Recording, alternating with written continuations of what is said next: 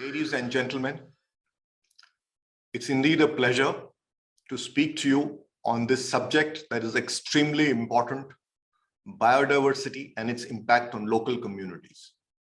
May I at the outset thank as well as congratulate Baripara Foundation led by Mr. Ranjit Bar Thakur for this commendable initiative on a subject that is of immense importance to human development over time.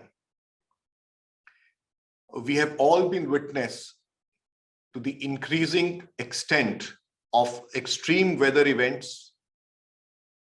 Over time, such events have increased in frequency, they have increased in intensity, they have increased in the magnitude of the damage and devastation they have caused. We have seen floods, droughts, hurricanes, cyclones, extreme bushfires. Today, large forests that were carbon sinks have become carbon emitters.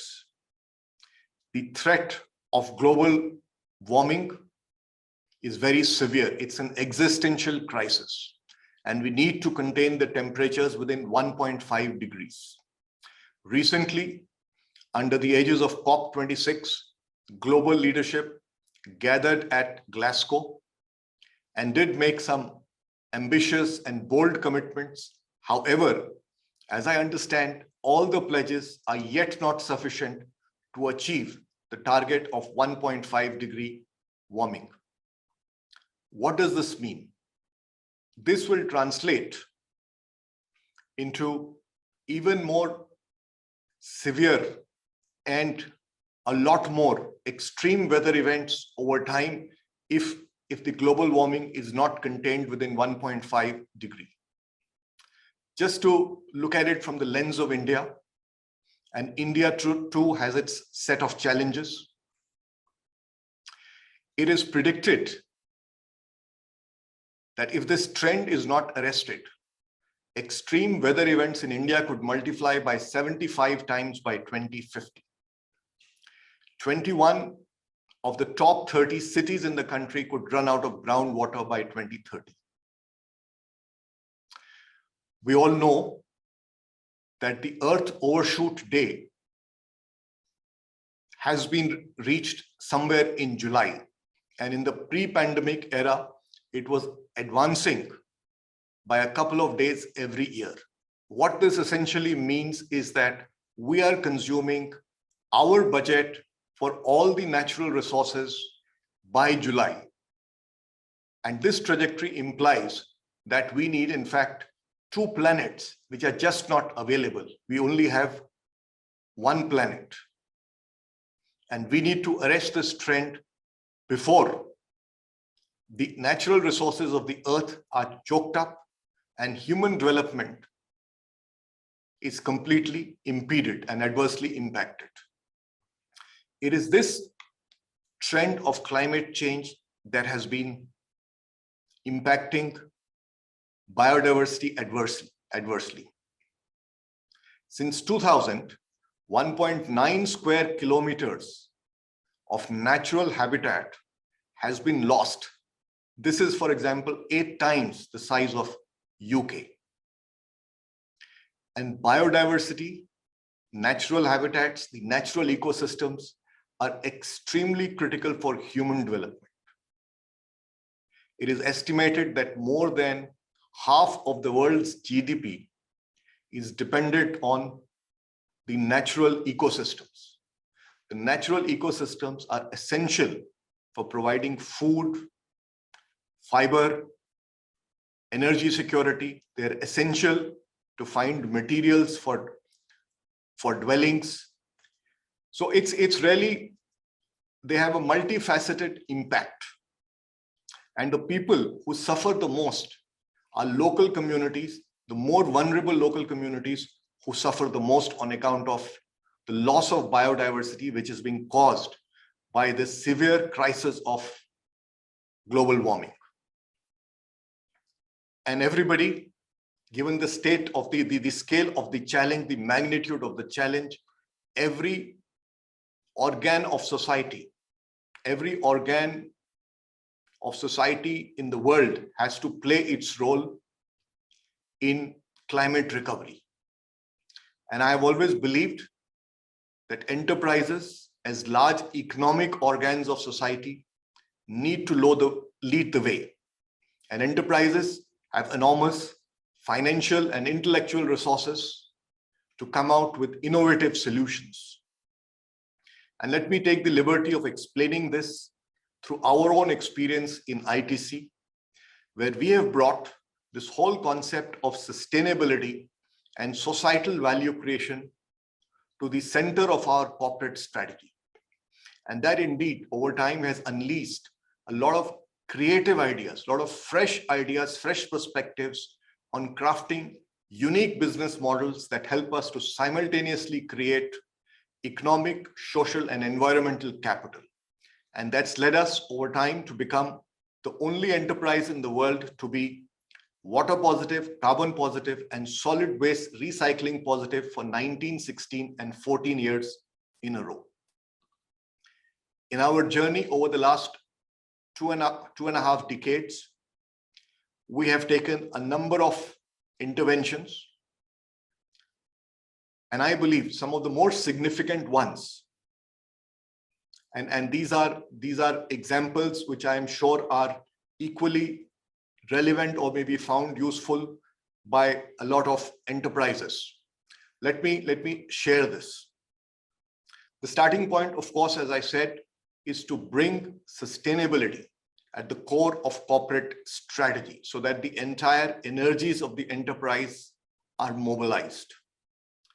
Second, we must commit to creating green infrastructure, green buildings, green mobility, renewable energies, as also reducing emission intensity.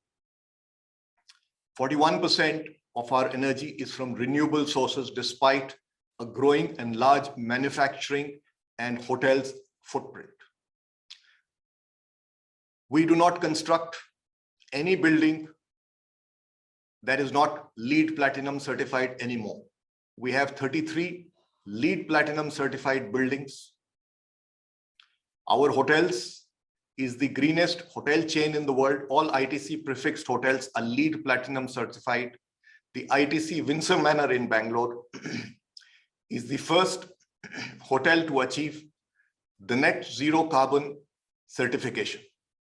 The second, and this area is extremely important in the Indian context because India is water stressed. Enterprises must go beyond water neutrality to becoming water positive. At ITC, we generate rainwater harvesting capacity, which is 3 times our net consumptions, and we are committed to increasing this to 5 times our net consumption by 2030.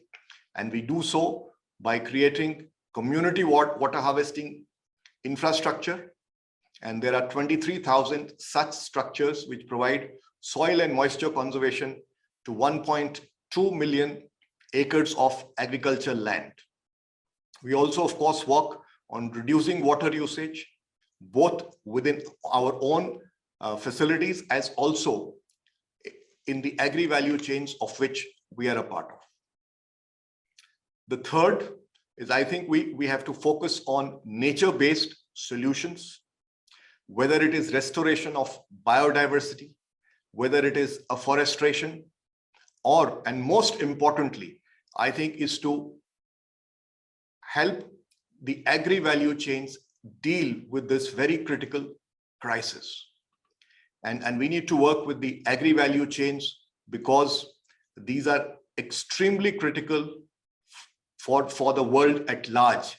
They are a source of food security, and equally, the largest number of people who are poor are part of the agri value chain, and they are the most at risk. And we have multiple initiatives to deal with that. On one hand, we have the ITC eChaupal, the world's largest rural digital infrastructure to empower farmers. And today, we empower 4 million farmers, and we aspire to empower 10 million farmers over time with the ITC Mars. Second, we have piloted climate smart agriculture with 250,000 farmers, where GHG emissions have reduced by 47%, whilst farmer incomes have increased by 41% and 80%. It's an interesting data point which says that what is good for us, for the economy, is also good for the planet. And we are hoping to scale this to 3 million acres in this decade. The third area we work with is also in the agri-value chains to reduce the intensity of water usage. And our pilots at scale have demonstrated that we are able to reduce that by 25 to 45% across a range of crops. And this is another area that we are going to scale up. Our agroforestry initiative covers 900,000 acres. It's a huge carbon sink and has created 150 million person days of employment. We have an ambitious agenda to help society restore biodiversity. So far, we have done so in 44,000 acres, and we are hoping to scale it up to 2.5 lakh acres over a period of time. The third area, I believe, which is very critical, is to pursue the path of circularity, to pursue the path of circular economy. And a very good example I can share is that of our paper business, where we have a program called WOW, which reaches out to a huge number of households, and we are able to collect the waste and use it for manufacture of paperboard. The last area I want to call out is to do with amplifying impact through PPPs. As you're aware, the challenges are enormous. They are of epic proportions. So all of us need to come together in the spirit of public-private partnerships to amplify impact so that our own learnings and expertise can be shared and leveraged by larger sections of society. And at ITC today, we have 80 such PPPs across various areas like solid waste management, water harvesting structures, climate smart agriculture, biodiversity restoration, amongst others. These are areas I believe are immensely important, and these are areas where I believe corporates can play a meaningful and pivotal role.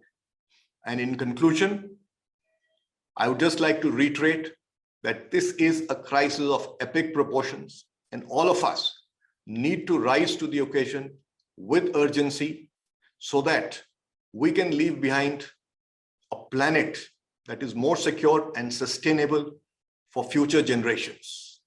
Once again, may I congratulate Balipara Foundation for this commendable initiative and wish them the very best. Thank you very much.